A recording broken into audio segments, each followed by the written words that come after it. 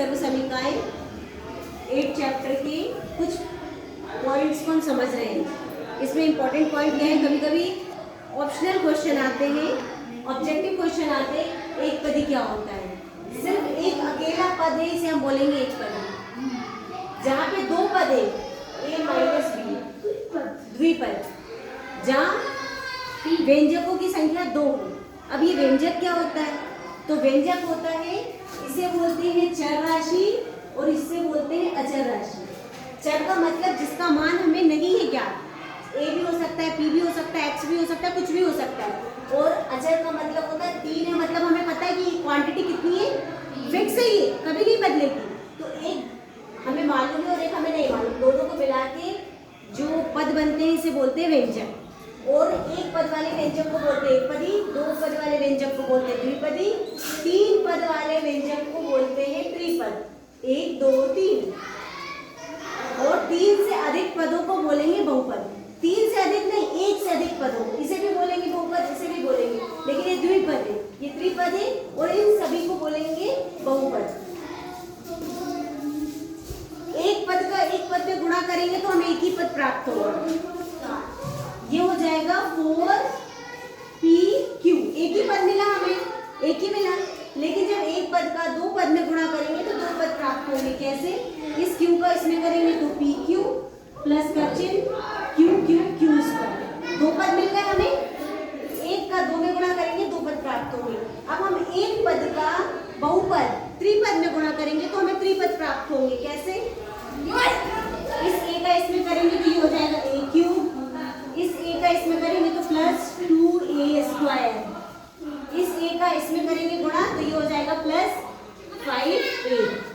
अब देखिए, एक पद का त्रिपद में गुणा किया तो कितने पद प्राप्त हुए हमें, 3। एक का 1 में करेंगे तो 2, एक का 2 में करेंगे तो 2, एक का 3 में करेंगे तो त्रिपद। ठीक है, अब हम प्रश्नावली 8.3 के सवालों पे आते हैं। 4p का हमें मल्टीप्लाई करना है, गुणा करना है q प्लस r में। हमें 2 पद दिए हैं, दोनों में हम गुणा करेंगे तो गुणा किस प्रकार से करते हैं, एक पद का जब द्विपद में करेंगे तो सबसे पहले इसका इस संख्या में गुणा होगा, तो ये हो जाएगा 4pq। इसके बाद यहाँ पे प्लस का चिन्ह है तो हम प्लस का चिन्ह लगाएंगे, फिर इसका गुणा हम इसमें करेंगे तो ये हो जाएगा 4pr। ये वाले क्वेश्चन को हम देखते हैं, ये b है, a plus b multiply 7a square b square. डरना बिल्कुल भी नहीं यार, इतना कठिन आगे कैसे करेंगे, कोई कठिन नहीं है। इस पूरे को a के साथ में लेंगे तो 7 का 7 रहेगा, a स्क्वायर है तो 1 बढ़ जाएगा, q हो जाएगा b स्क्वायर। अब ये प्लस का चिन्ह लगाएंगे, फिर इसका इसमें मल्टीप्लाई करेंगे 7, a स्क्वायर अकेला है तो a स्क्वायर आएगा, b और b यहाँ स्क्वायर था और यहाँ एक और आगे तो ये हो जाएगा bq आंसर। अगले क्वेश्चन पे आते हैं हम, ab multiply a minus b multiply करेंगे तो a और a स्क्वायर हो जाएगा, b अकेला रहेगा, माइनस का चिन्ह आएगा बीच में, फिर इस ab का b में मल्टीप्लाई करेंगे तो a अकेला रहेगा और b स्क्वायर हो जाएगा। नेक्स्ट क्वेश्चन है c square minus 9 multiply 4a।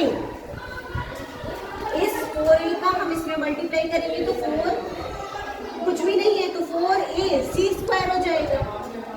इसके बाद माइनस का चिन्ह आएगा, 4a का 9 में मल्टीप्लाई करेंगे तो 9 4 जा 36, 36a, 9 चौका 36a, बस आंसर।